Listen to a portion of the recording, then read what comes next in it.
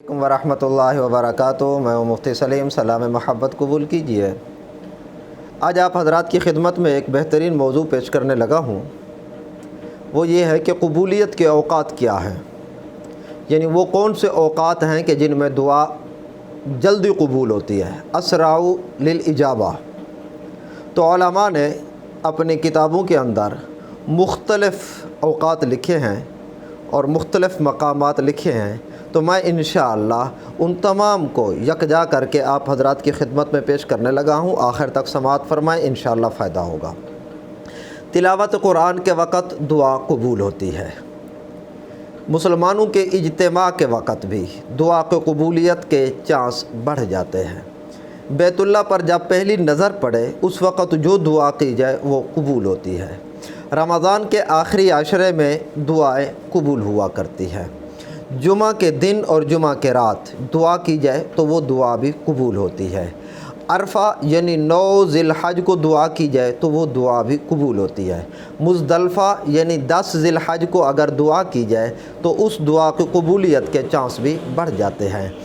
और इसी तरह रात के आखिरी हिस्से में जब भी आखिरी यानी कि आखिरी तिहाई में दुआ की जाए तो उस वक़्त भी दुआ कबूल होती है कि अल्लाह जल्ल शानु फरमाते हैं कि कोई है मांगने वाला कि मैं उसे दूँ। और इसी तरह फ़र्ज़ नमाज़ों के बाद जब दुआ की जाए तो वो दुआ भी कबूल हुआ करती है। और इसी तरह फ़र्ज़ नमाज़ों में अत्तहियात और दुरूद शरीफ पढ़ने के बाद जो दुआ की जाए वो दुआ भी कबूल हुआ करती है।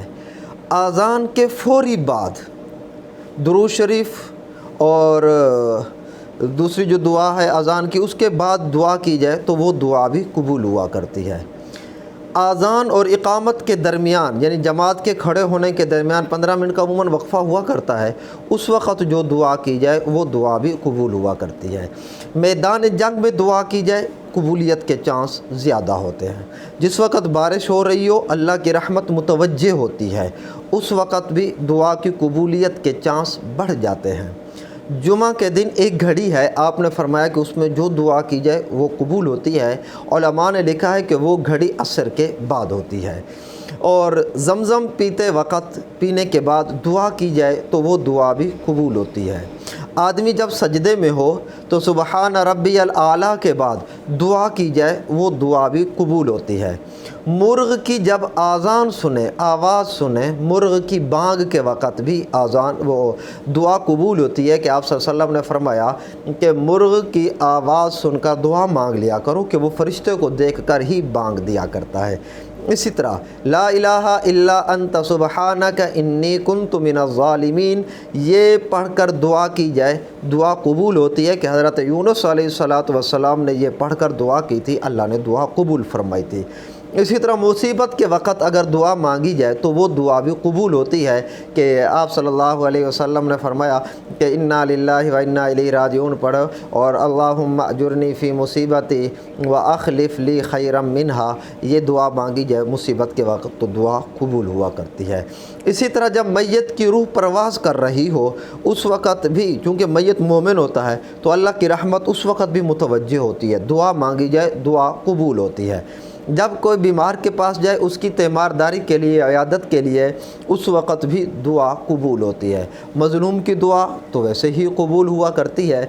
इसी तरह वालिद जब औलाद के लिए दुआ करे या बद दुआ करे उस दुआ की कबूलियत के चांस भी बहुत ज़्यादा होते हैं, कबूल हुआ करती है। इसी तरह नेक औलाद अपने माँ बाप के लिए जब दुआ करे तो वो दुआ भी कबूल हुआ करती है। ज़वाल शम्स के वक़्त दुआ मांगी जाए कबूलियत के चांस बढ़ जाते हैं। रात को जब भी आँख खुले उस वक़्त अगर दुआ मांगी जाए तो दुआ कबूल होती है। ये औक़ात हैं कोई 25-28 के करीब।